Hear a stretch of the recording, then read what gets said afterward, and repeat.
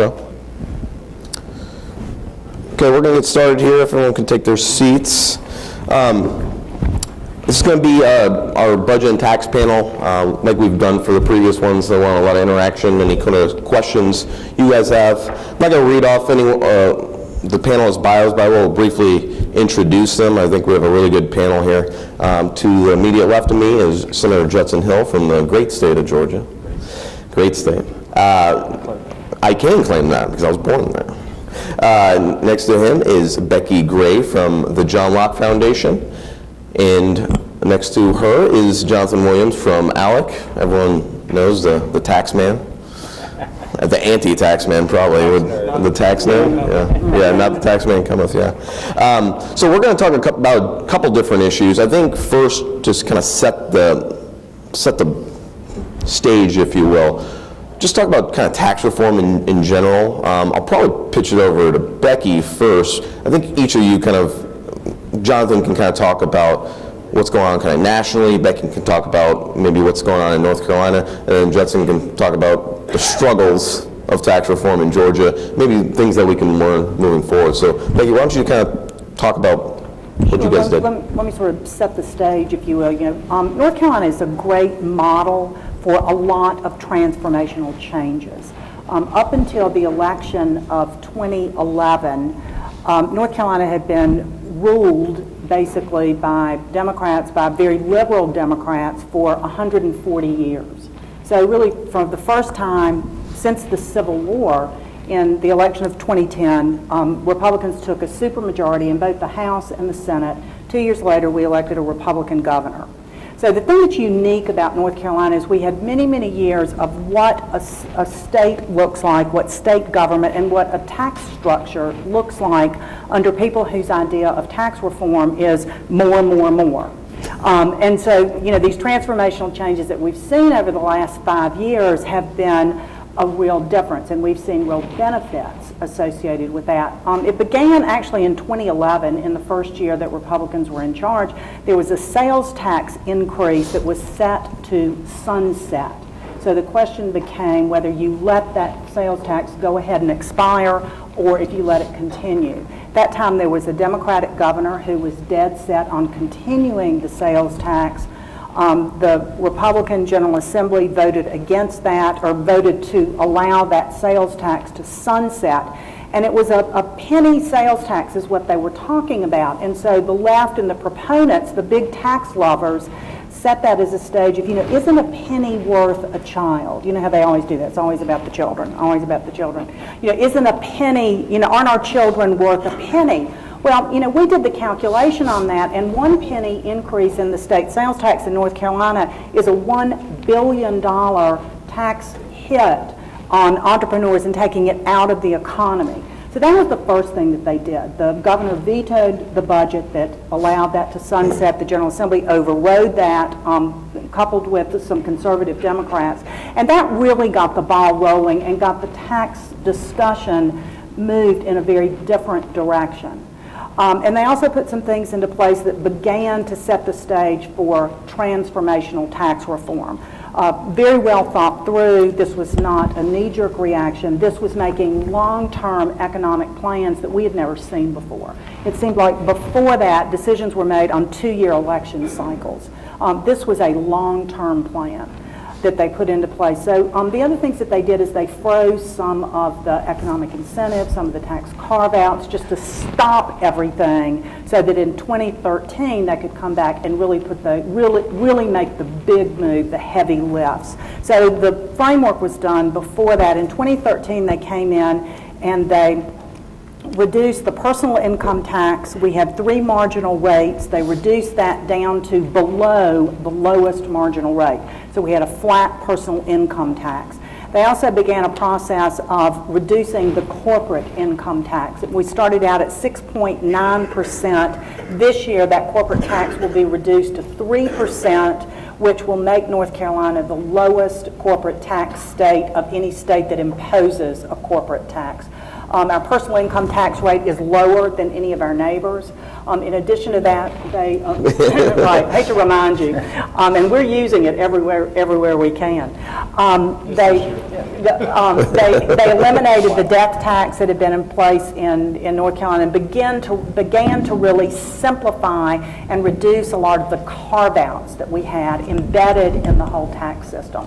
So that's kind of where we are, but this goes much further than just tax reduction. In addition to this, they've reduced regulation.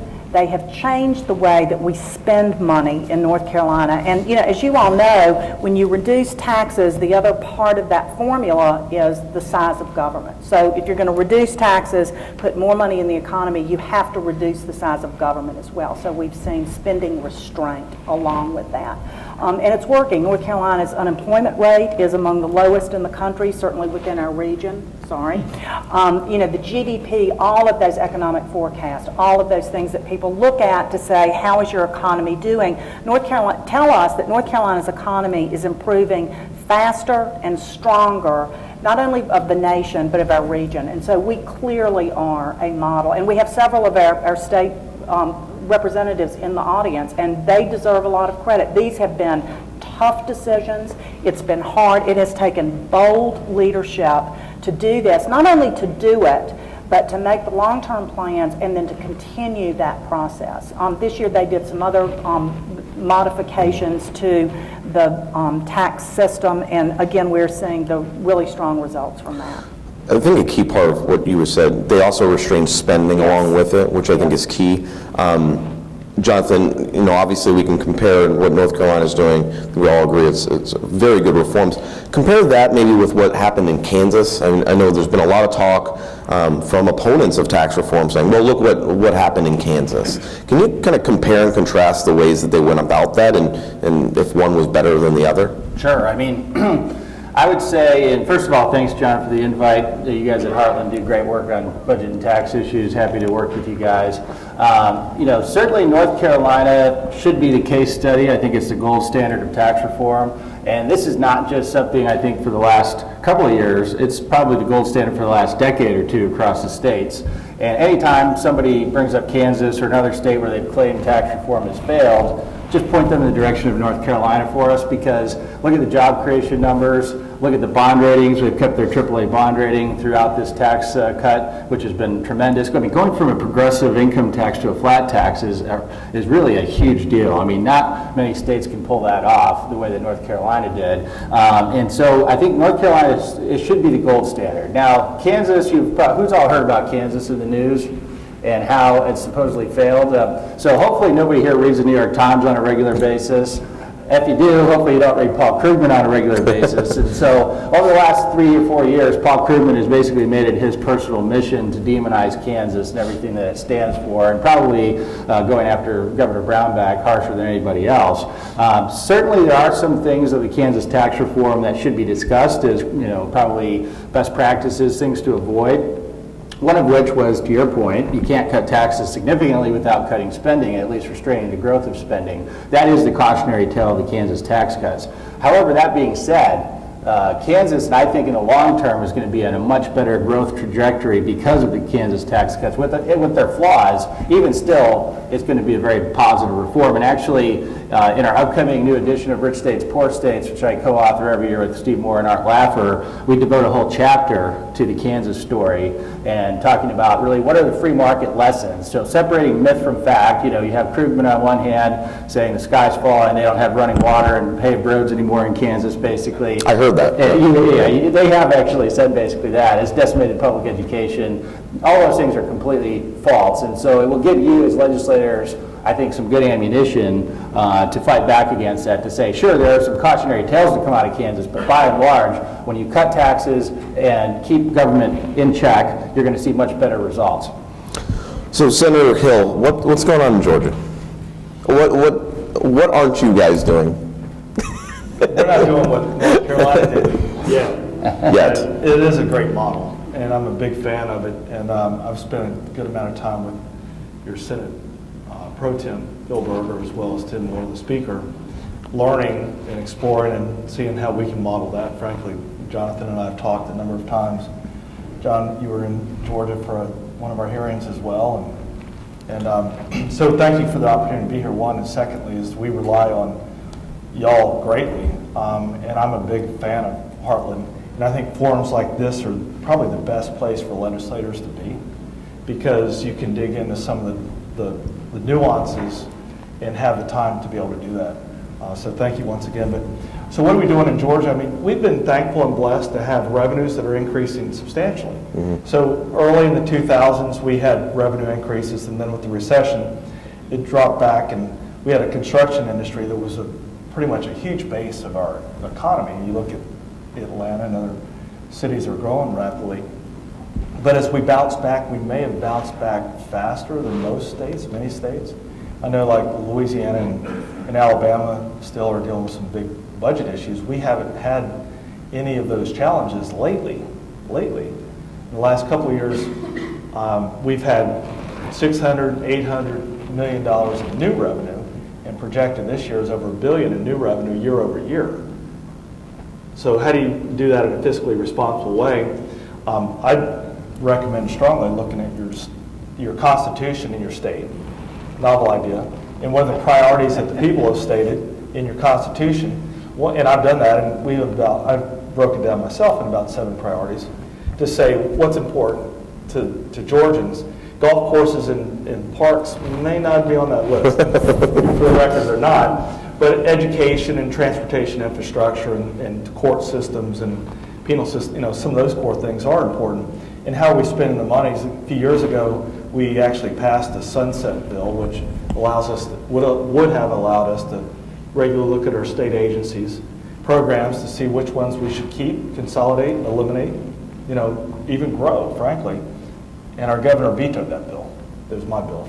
So I got a little personal. But he vetoed that bill. But if you're not doing that and not also doing zero-based budgeting, which is look at the whole budget for agencies, not just the changes over year to year, you really don't know how much you're spending and where you can't really cross-reference your priorities because you don't have the information to even let you do that. So that's, I think, a critical piece as a state grows, whether you're cutting back or growing at the same time. Know what you're spending, and if you're going to cut spending, there's 2 things. One is cutting spending, and the other is reducing the increase.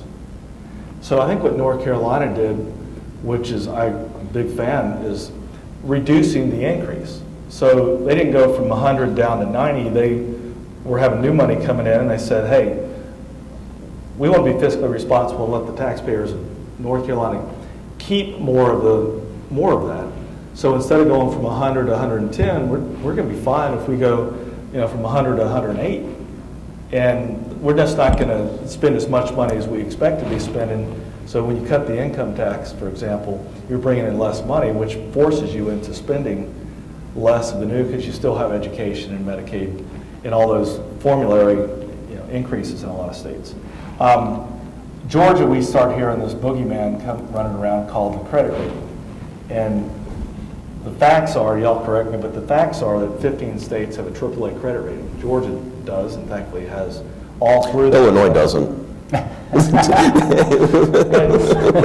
In case you were wondering. But in full disclosure, he graduated from the high school that my son just graduated from. And so we still claim you, your parents, your constituents.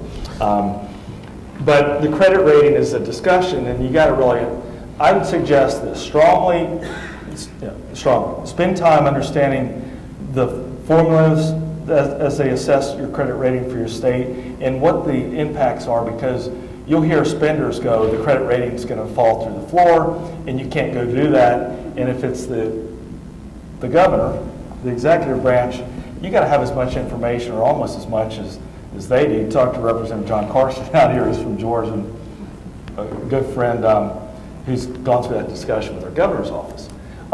It's a way to say, don't cut my money because you're going to lose your credit rating. The facts are, just about every time where you've reduced the income, if you do it in a fiscally responsible way, your credit rating stays the same. North Carolina experienced that. There are 3 of the 9 states with no income tax have a AAA credit rating. 3 of the 9 states. If personal income tax was the litmus test, then none of those 9 states should have a AAA credit rating. So with all that is get your facts behind you, and thankfully y'all have come in and helped us there some as well. But and then another theory is broaden the base, because we were going for more of a service revenue base from a transition from manufacturing to services. So there's more money out there. And frankly, you got to decide what ant pile you want to stir up first, because if you don't share the benefit of lowering your income tax, then you're going to think that. Well, that kind of leads me broadening the basis. Right. So we're going to copy North Carolina. And you should. So to that point, I guess, let's say I'm a state lawmaker in Mississippi or wherever, and I'm looking at doing some type of tax reform, or even Georgia. What would you say is either the biggest roadblock or maybe the biggest mistake you've seen states, and maybe it's stirring the ant pile too much? What was maybe the biggest roadblock, or maybe in North Carolina, to kind of get over the hump? And maybe, Jonathan, if you can kind of just talk about other states, maybe a mistake they made, or just, is there a general, I'll give you one phrase: people addicted to money. So spending too much. In wanting to spend. Because I don't know how long y'all have served, but if you've gone through I've been there now, this is my 12th year, and we were getting $800 million to $1 billion in new dollars a year in 2005, 6, 7. That's not a tough time to be in the legislature when you got a governor who wants to spend every penny of it, and then until you hit a recession, you go from a $21 billion budget on the state, not the federal component, and you knock down to about $16 billion. That's when it's tough. So you got these spenders who want to just spend, especially when it's your executive branch. It's hard to stop that. It depends on how strong your governor is. From state to state, there's variations. Sure. Of that strength, but education and your Medicaid costs continue to increase. But the facts are critically important. The facts, the details and the facts, and doing it in a fiscally responsible way are important. And one other thing I want to applaud real quickly is I like the North Carolina triggers, because they said when you had a certain amount of revenue, if you had a percent over that revenue, we're going to automatically trigger a reduction in our income tax, and that's why y'all are reducing it again to 5.49%, because you had triggers, which means the legislature doesn't have to come in and vote, make that other vote, and which opens the door to the spenders coming in, and so triggers are good. I'd strongly encourage you to explore triggers, but learn the best way to do it, and these guys can tell you the best way, because there's ways that are not as good too. Get into details if you want. So Becki, kind of going through the process and actually getting reforms made, what was maybe the biggest roadblock? Or probably and I mean there were several, but the biggest roadblock are the people who want to spend money. And there were people within the Republican caucus who had wanted to spend money too. What happened in North Carolina, and then the other roadblock I think was for a new leadership that had waited so long to have their place at the table. There was a lot of nervousness. What if we move too quickly? What if, again, these tax reforms are put into place and we don't have the revenue to do those core services? Because this is the new team. These are the new guys, and so there was a lot of uncertainty. And so that was why we came up with the suggestion of the triggers with the corporate tax of, okay, if you're nervous, how about if we do this, so that there's that protection put into place. Another roadblock was, the media. And I think that we were all taken... They weren't on your team. But I think that we were all taken by surprise of, just the backlash there, the anger, the bold-faced lies that seemed to be repeated over and over again, and the media was compliant with that. I think that was surprising. I think many of us thought, if you reduce the personal income tax for every single personal income taxpayer in the state, and if you increase the standard deduction on the other end of that, that you wouldn't that the media wouldn't come back and say you only cut taxes for rich people and, on the backs of poor people. I mean, it didn't make sense to, I think, a lot of us, particularly on the policy and the political side of it too. I think a lot of us were taken aback by that kind of roadblock. But, again, one thing that really helped in North Carolina was along the lines of revenue, government restraint and all. The first budget that was put into place after this new leadership went into effect, there was a $650 million shortfall. Now, some of that was due to bad policies that they inherited. Part of it was due to the recession. But the fact of the matter was they were left with a $650 million shortfall. This was a group who had already pledged they will not raise taxes. So they didn't really have any choice. They had to restrain the growth of government. They had to cut spending because they were $650 million short. And I think that having to do that first go-round gave them a lot of confidence. You can make this work. You can make the numbers work. The second budget cycle that they came into, they were $450 million short. So again, they didn't have any choice but to cut government to do that. And don't forget, too, they were putting these tax reform and tax cuts into place. And it was a real leap of faith, that things were going to turn around and this really was going to work. And that's why, you all and the information that I think we provided at the John Locke Foundation was, no, this will work, this will work. We've got all the data that will get you there. This last budget cycle that they went through, as these reforms have been put into place and as the economy is starting to recover and we're starting to see the fruits of all of these tough decisions that they've made, this year there was a $450 million surplus.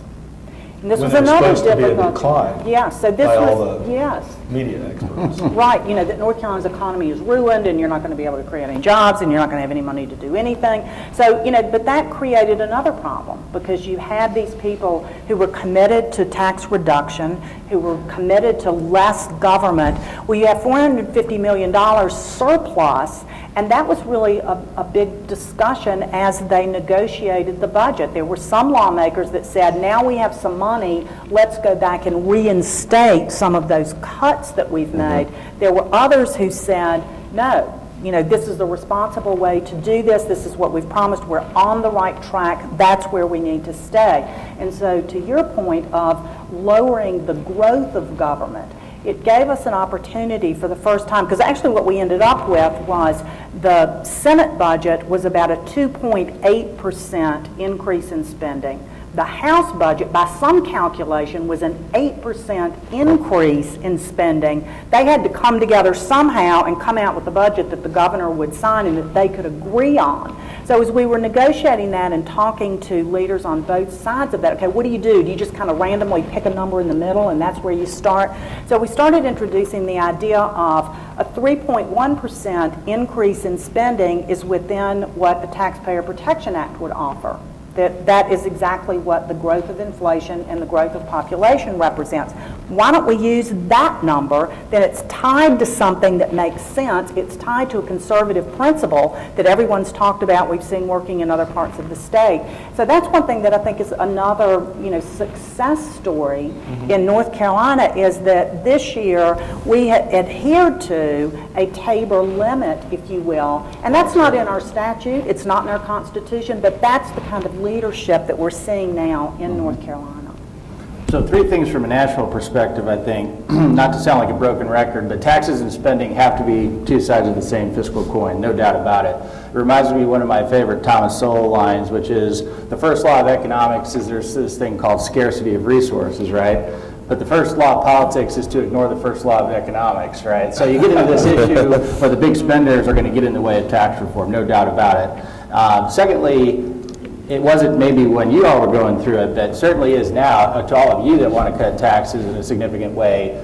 The left and the media are going to try to use the Kansas situation as a roadblock. And so understanding that and really knowing the details there, the devil's in the details on the bond reports, for instance, because if you read S&P and Moody's and their actual reports on Kansas, they say, first problem, what was it? Pension liabilities, right? Second problem was state spending and debt, and then they get down to the revenue side. So bond ratings are not all revenue, they're not all spending, it's a whole big picture. And one of the interesting things is the no income tax states and their record are great with bond ratings. In fact, anybody here from Washington State?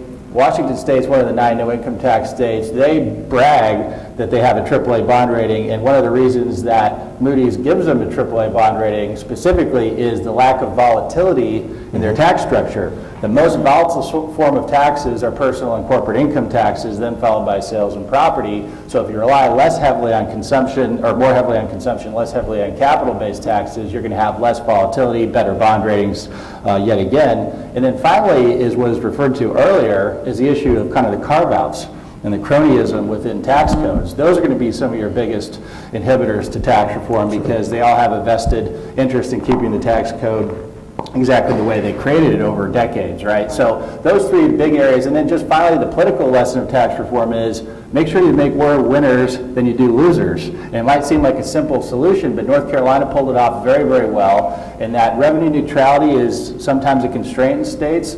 Try to make it a net tax cut, because that's how you make more winners than losers, and make sure that every taxpayer sees a tax reduction. And that was really one of the key takeaways from North Carolina. It can be a very good lesson for all of you, I think. And I think that revenue neutral comment is critically important because my view is if you think tax reform is something revenue neutral, you don't have any tax reform. That's just creating a different set of winners and losers in a shell game. True tax reform is when the taxpayers have more money in their pocket than they did last year. Like as many of them as possible, and my objective would be 100% of them. So revenue neutral is just creating a different set of winners and losers. Frankly, I don't think that's worth the political battle. Yeah. Tax reform is not it's not easy sledding, as many of us can attest. Switching a little bit, I like to call this kind of divide and conquering tax policy. So we're seeing a lot of states, maybe they're not looking at grand, tax reform. Maybe they're just looking for a little bit more revenue. Maybe it's, penny for education or whatever they want to do. But you see a lot of these things where legislators come in and say, well, I'm not going to go out and raise income taxes because that's not going to win in Georgia or even North Carolina. But maybe I could go after, say, tourism taxes. So let's increase taxes on people who don't live here. So whether it be car rental taxes or hotel taxes, or I'm a Christian conservative, maybe I don't like drinking or smoking, well, let's tax those. What is kind of the problem with those policies? And maybe have we seen more of these come up recently? Or Jonathan, I know you've done a lot of work in this space. Can you just kind of talk about why that, as I call it, divide and conquer tax policy is maybe not good? Right. It's horrible tax policy. Having a discriminatory tax system, whether it's broad-based taxes or these excise taxes or tourism taxes, is the worst way to raise revenue. Now, it's probably the most politically feasible in some cases, is our resident politician on the panel here. But I can say Judson Hill is one of us, and he opposes these kind of things. But generally, though, when you hear from your colleagues, what is it? You're going to raise a kind of tax that we don't hear as much about, right? The last kind of taxes you want to raise from a political perspective are going to be the ones that are the most hated, like gasoline taxes and property taxes, probably. And so some of these others can fly under the radar. Many times, they're not a very transparent tax. I'm the kind of guy that looks at his rental car statement and is really appalled that taxes are just as much or more than the actual price of the rental sometimes. But a lot of people don't look. They just look at the overall price. When I go to a hotel, sometimes I don't look at the itemized charges like that. But these kind of things really do eat into the average tourist's ability to travel. Maybe they can't stay at as nice of a hotel because of it. Maybe they can't take that extra vacation with their family because of it. And these are real burdens on the average American taxpayer that, unfortunately, here's where you get the political answer versus the policy answer. They're horrible tax policy. A lot of these people who are actually using, especially tourism taxes, are actually from that state. It's someone going from Chattanooga to Nashville, or just staying over, maybe visiting some relatives. So rental cars. And rental cars is the same sort of thing. Have you guys had any? We've wrestled with it. We did a transportation bill this last session gas taxes has been a big issue the last. For infrastructure, because we had failing bridges and roads. We hadn't done anything in 20 years, perhaps, and on and on and on. In the middle of the night, it went from, let's pick on car rentals in the state to let's pick on hotels. Yeah. Because for a variety of reasons, which are both flawed. And if you want less of something, tax it. Reagan said, if it moves, tax it. If it keeps moving, regulate it. And it stops moving, subsidize it.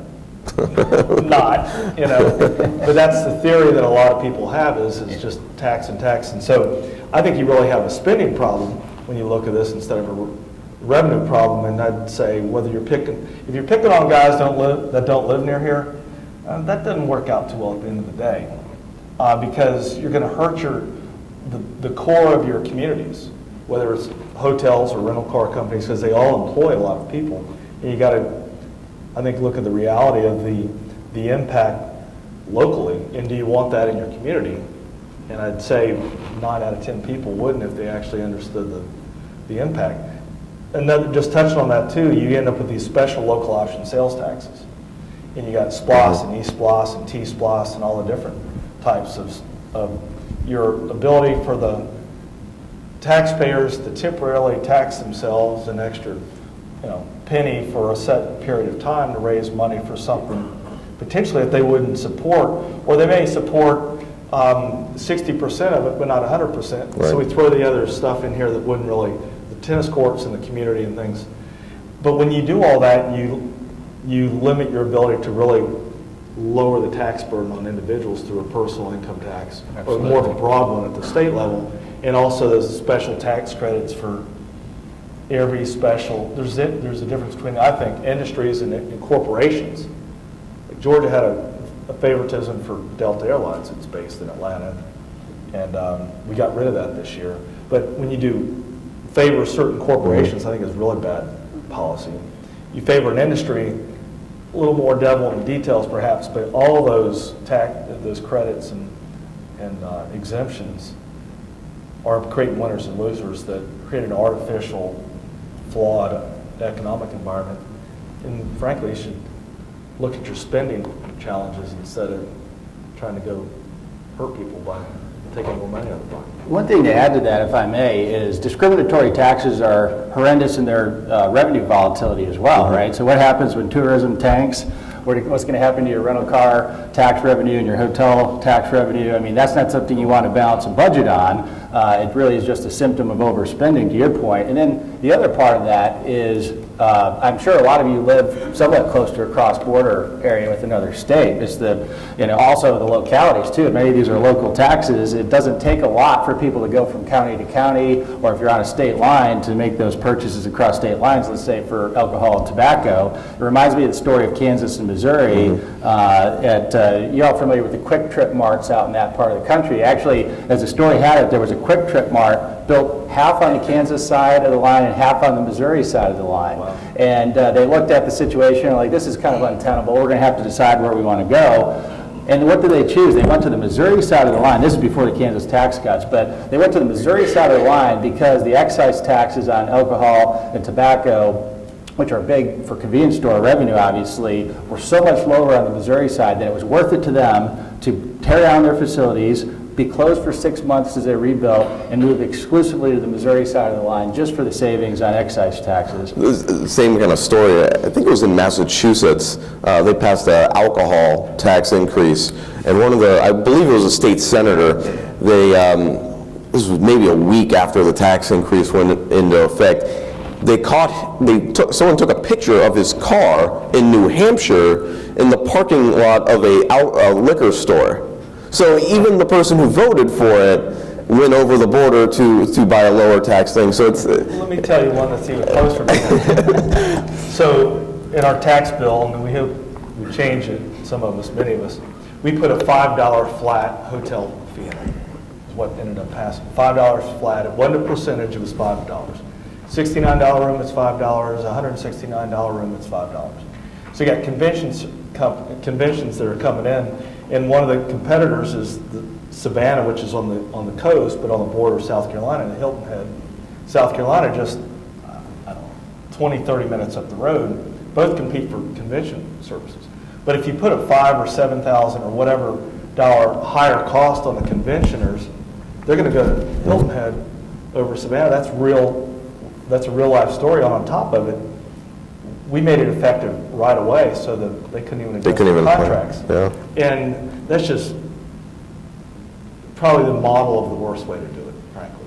And let's face it, a business traveler staying at a $300 a night hotel's not going to feel the $5 hit, but the family that's going to go stay at the $49 a night Hampton Inn, it's certainly going to be a big deal. It's a 10% But increase the conference for them. will, Yeah, too. right. The conference will say, hey, all in, we've got 2,000, 5,000, 10,000 room nights, and we're going to go to Hilton Head, in my example. It's not my example, and the reality is we're going to go to the other state. That's right. When they're both close to each other and. Pretty much all the same. You're getting the same service, you're getting the same environment, so. Well, we kind of started this talking about, okay, if you are looking for additional revenue sources, where is the best way to do that? And I would back up from that a little bit to ask, if the question is, we need more revenue, I think what I would suggest is, do you? I mean, what are Novel you spending? question. What are you spending your money on now? Come on, you must not be the But- media. What are you spending your money on now that perhaps you could redirect some of that in order to do that? In North Carolina, several years ago, there was a local sales tax option in all 100 counties where could take advantage of that. It was part of a Medicaid exchange kind of thing. But we did a whole series of papers as those counties would decide to put that sales tax increase referendum. And of course, every one of them was only doing it for the children. It was only Always for for the education. children, yeah. But we did a whole series of papers on, does Guilford County need a tax increase? And we went in and looked at some of the things that were embedded in the different counties. We had like 5 or maybe 7 different criteria, and we looked at that and really did a serious study on if we could find counties that really needed the additional revenue, then we would endorse that tax increase. But we couldn't find a single one that we wouldn't find suggestions of where you could redirect that money. Along those lines, too, studies that we've done indicate that the fewer number of taxing options that you have, the lower the overall rate is. So, one of the things that we're constantly looking for is not can we add more ways to tax, we need to tax better and smarter, and we need to have fewer options. Reduce the collection rather than- points and Yes. I Yeah. think she touched on something valuable too for the legislators here, and that's alternative spending options. You touched on something that's actually happened, and I had this conversation a few minutes or a little while ago here, but I also had it with the Speaker of the House last week from Mississippi, and it's education. And so who doesn't want to support the kids? And they had an initiative, and Mississippi is actually a constitutional measure that failed, I think, in my view is thankfully, which is it's all about the kids, and it's about kids and jobs, and who doesn't want your kids to come out of college or technical schools or whatever with the opportunity for the best jobs. And so if you don't want your kid to have a job, then you shouldn't, you'll oppose us. But otherwise, you're all about giving the education more money. Learn the facts. Part of the facts, and I'm not sure if Benita's still here, the Georgia Public Policy Foundation shared this with me fairly recently, so I'm a big proponent of all y'all like that, but especially Georgia Public Policy Foundation I rely on extensively. But here's some of the facts. North Carolina and Florida have similar demographics for education-wise and students. They both spend $1,000 less per pupil per year than Georgia does. But they have better scores and results in North Carolina and Florida, and they're spending less per child. So it's not about more money to education. So when they come back but if you didn't know that, you'd go, oh yeah.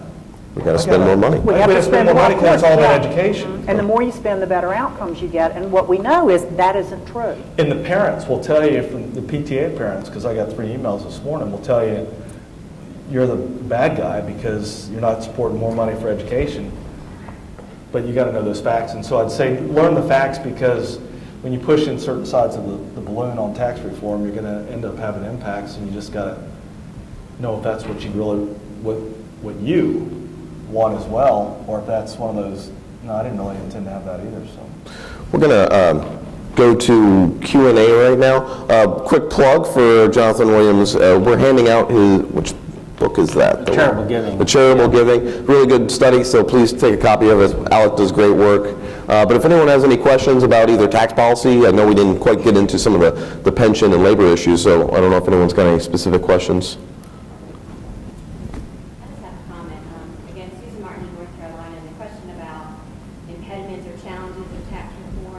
One thing that we found, when the personal income tax eliminated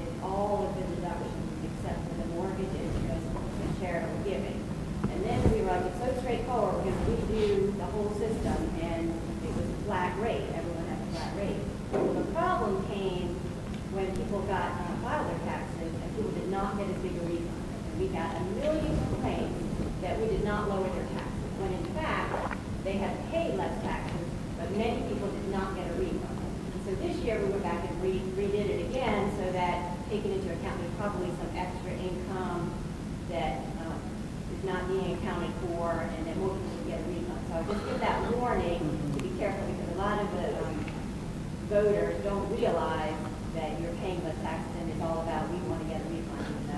No, that's a good point, because It did cause a lot of Right, problems. it did. it's a good point. It's an interesting concept. You asked 70% of Americans, do you pay, that are like income producing, do you pay income taxes? No.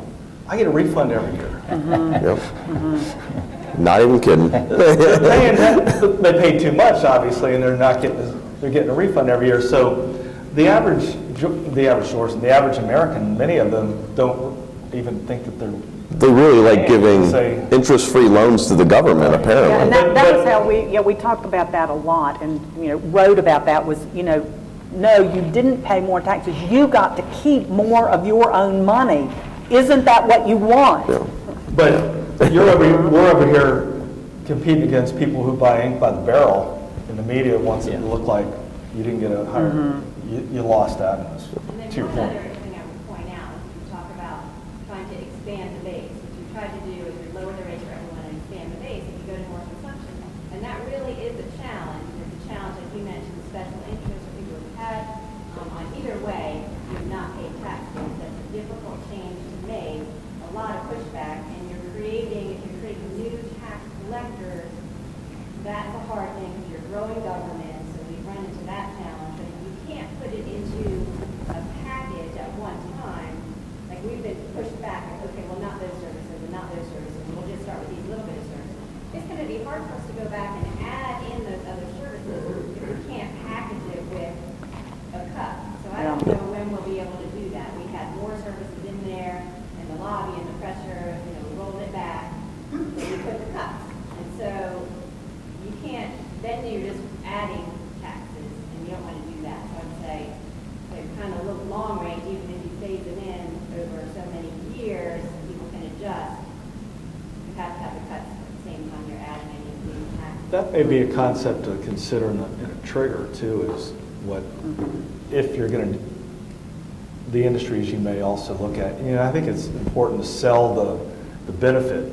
We often let the media fill that vacuum and criticize us that the hairdressers are now collecting sales tax when they're already collecting it on the Products. that they're selling, but they're also getting a maybe $2,000 or $5,000 personal income tax reduction. Yeah, and that's why you got to make everybody a winner, and then that Yeah. problem at least Yeah. helps it. And talk about lowering the entire burden, not this particular tax or this hairdresser had to pay more. It's, and that particular hairdresser is also paying a lower personal income tax rate, lower sales tax rate, so you have to talk about the whole burden going down. That's the challenge that you got. That's why you need the executive branch to be supportive, because as I started calling it late this year, stirring the ant pile, you got to be aware of the ants that you're stirring when you do it, because you're going to be hearing from them, and don't do it unintentionally and get surprised, because I think it's going to be very hard to pass a bill that's more than just revenue neutral, because then you end up with, revenue neutral, and is it really worth the political lift? No, I don't think so. A looming issue in just about every state is the imposition of online sales taxes, the giant pot of money in the rainbow for someone who's not fiscally strong. I just want to know what your thoughts are on the possible implementation of these taxes, what effects they might have, and how you might recommend legislators in this room basically approach those proposals. Well, I'm sure if you go probably next door to CSG, I know NCSL is pushing online sales taxes huge. But I think what we've seen in the places that have imposed Amazon taxes, so-called Amazon taxes, they're not producing the same revenues that they thought they were. I don't know, Jonathan, I know you've done numerous debates at ALEC over this very issue, so what are you hearing from lawmakers, and maybe how would you tell a lawmaker to kind of address this issue? Yeah, it's a tough issue, and I bet you in this room we've got people on both sides of the issue, as we do at ALEC. It's an issue that splits businesses. It's not just small businesses versus big businesses, though. Sometimes it gets portrayed. In fact, the so-called Amazon tax It started out maybe being that, but nowadays Amazon collects sales tax almost everywhere anyway, since they have a distribution center probably in your state. If they don't already, they probably will very soon when they go to same-day delivery on things like groceries, for instance. So I would argue that the physical presence model is the best model to stick with, and I think it proves over time that if a business gets so large online, they need to start having physical footprints anyways, and I think over time it works its way out. The issue where I think it's a problem is for small business, quite honestly, is to start these internet sales tax regimes. Many times small businesses, in my view, are unfairly used as a pawn to promote internet sales taxes, which if you're a mom and pop and you want to grow and be a big business someday, your way to growth is by starting selling online, and you're only going to have location at first as a mom and pop, probably in one state. There are something like 10,000 taxing jurisdictions across states and local levels of government. And the last thing I would want to do, and this would scare me to death and why I oppose it on small business grounds, is if I'm a small business here in Nashville, the last thing I would want to do is be brought before an audit or a tax court in a state like New York or California, right?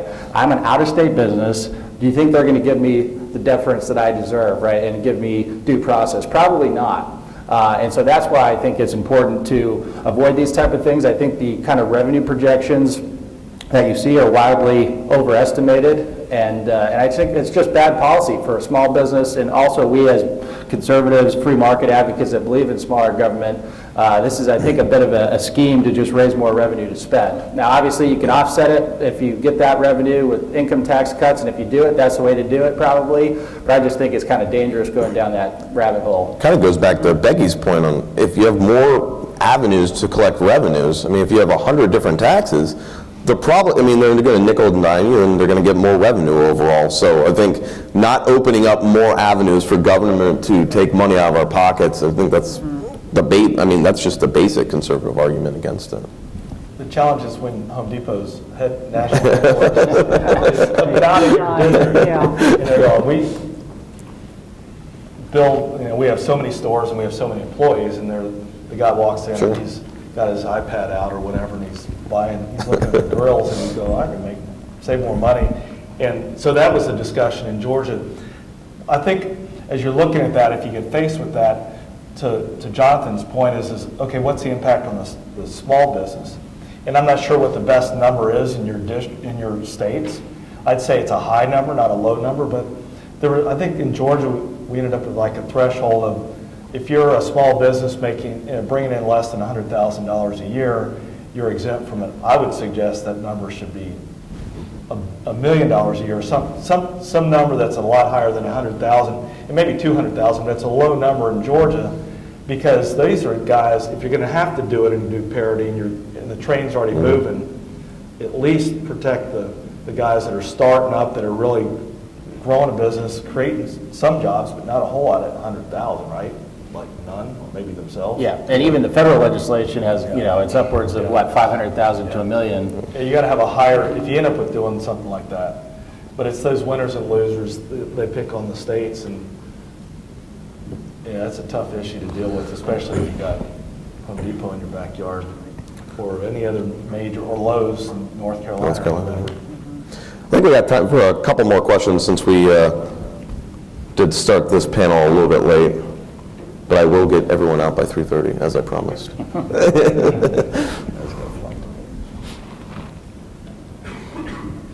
From a taxpayer's perspective, watching all of the different things going on, particularly in the free market movement, there's always a huge debate about tax this, tax that, let's cut this tax, let's change the tax structure. It kind of became disreputable, and I never understood why we haven't focused more on the spending side. If you're spending, you're taxing. And you'll notice that in Colorado, when they used to have the taxpayer's Bill of Rights and it was a spending cap, that was the first thing that the spending interest went after. And they used education to do it. But if you have a spending cap, then you can play around with internet taxes, property taxes, sales taxes, whatever, but the taxes are kept low because the spending is capped. Instead, we always seem to be on the ground where we're fighting a losing battle of let's play around with the tax structure when we never really aggressively go after the spending structure. Well, I think that's great. And I actually think that Colorado's Taxpayer Bill of Rights, which actually is back into existence now after a 5-year timeout, is one of the models to look at. We were just talking about this last night. Either you have to always elect the right people who are always going to keep government limited, which in some cases you have that formula right now down well, or you put in an institution like a constitutional institution like Taxpayer Bill of Rights to say government can grow, but it can only grow at the rate of the private sector growth. And that's it's a novel concept, right? Government can grow, but it can't grow faster than the private sector, which has to support it. And I remember in North Carolina, as soon as that proposal was floated this session, kind of the Center for Budget and Policy Priorities crowd out of DC, you probably have one of these left-wing tax and budget think tanks in your state too, came out just apoplectic to say it ruined Colorado, and it goes back to probably 20 years of history that, ALEC was at the forefront of helping to develop this kind of institutional spending control. But I think that if you don't have 100% confidence that your voters are going to get it right and always elect the Judson Hills of the world to office, you probably ought to think about putting something institutionally. And Colorado's had its challenges. We're going to, at ALEC, be coming out with a study on the history of Tabor in Colorado and really why it's been one of the best pro-taxpayer protections in the country. More people that have been elected in the 10, 12, and 14 cycles probably didn't know a lot about Colorado's Taxpayer Bill of Rights, but they need to. No, you nailed it. And some of it's the burden, not the burden, but the challenge we have as legislators. Do you have zero-based budgeting, and are you involved, or is it only your executive branch? And do you also have a sunset bill so you can actually sunset these agencies that are programmed? That was a really, frankly, everyone in the room would say 15 years ago was a wise program, but it served its time. But we still have it today, and you've got somebody over here, basically the agencies still get money for it, and they funnel it to different programs and rededicate it. You don't need to be doing those things. But because most states have part-time legislatures too, and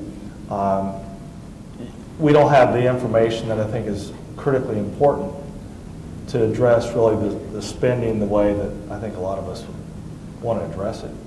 And that's what you can use. That's got to be solved. John Locke Foundation and ALEC and Heartland and Georgia Public Policy Foundation, I think. That's right. So if you guys do have any questions, I mean, if you have a state think tank in your state, I'm sure they'd be helpful. We'd be helpful. I think we have time Ask for them questions when you're out of session so you have the information when you're there. Yeah. final question. How many states have zero-based budgeting? I used to know, I don't know off the top of my head, but Georgia does, but then there's the funny side. You want the legislature to be involved in it too, I believe. We're not involved enough. I think we do it every 4 years. We cycle through different agencies. But what you and I might call zero-based budgeting may not be what your governor calls it. Right. And it depends on how strong your governor is in setting your revenue estimate, or does the legislature. So you got a lot of moving parts. And so if you're really trying to figure out what your health department or your pick an agency, your transportation department agency is doing, I would suggest just don't rely on your Senate Finance Chair and your House Ways and Means Chair, and I'm a Senate Finance Chair. Just don't rely on us. Everyone's elected to represent, frankly, I'd say you represent all its constituents across your state. Because when good things happen, then everybody wins in your state, right? So get in there, and it's just take the time when you're out of session, rely on groups like this to dig into it, because running those analysis, this financial analysis, are complex and take a while, and we usually don't have staffs to do that, and these guys will be there. And sometimes it's more than just the numbers that you need. We have something in North Carolina we started several years ago called the Program Evaluation Division, and that part of our professional staff with our General Assembly is charged with looking at particular programs, and some of these are big, some of them are small, it's a variety of things, but really taking a comprehensive look at that, and it is, of course, the money that is spent there, but it's also how it's managed. Do we still need it? Is it as efficient as it needs to? Is it a core function of government? And that's been tremendously helpful to us, too.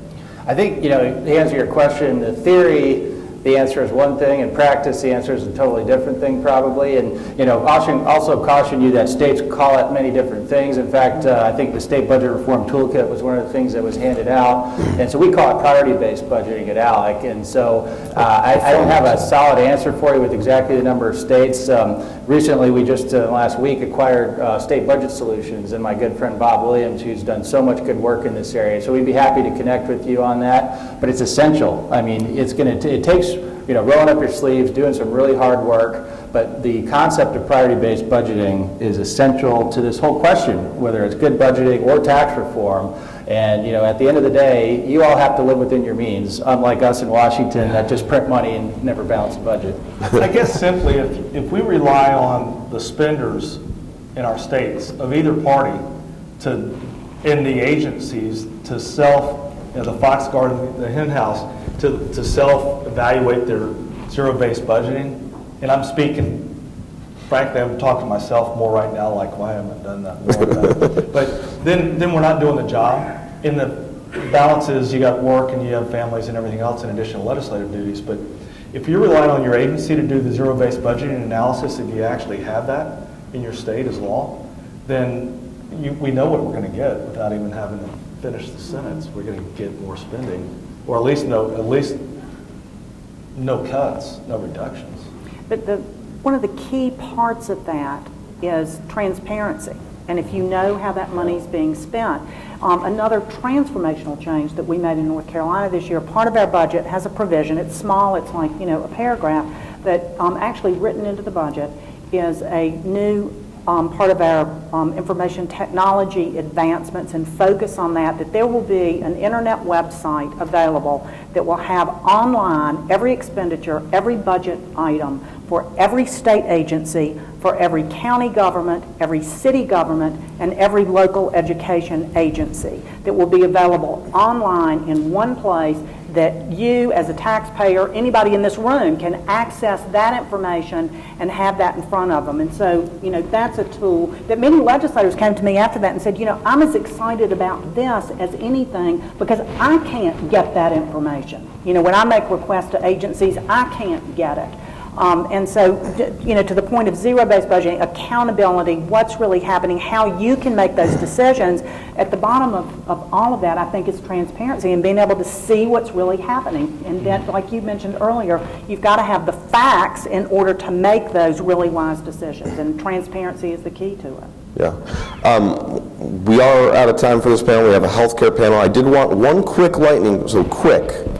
If you were, this is actually a question I ask people who apply and I interview them. So if you were a dictator for a day in your state, what is the one fiscal policy you would make?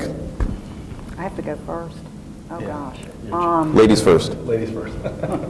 I would get rid of all of the carve-outs and the economic incentives, and I would create a truly fair playing field and a true free market environment. So, and cronyism. And I work at a think tank, so I get to. You're dictator for a day. You can do whatever you want. Get government out of the business of doing pensions and go to a 401k style Pension system, just like everybody in the private sector did a decade or two ago. And tagging on to both of those is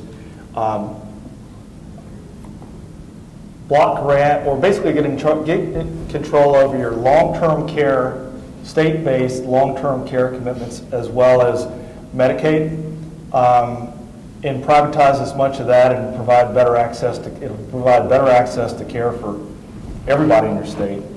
And so get a hold of those dollars, because you don't draw down money from the federal government. It comes out of your pocket.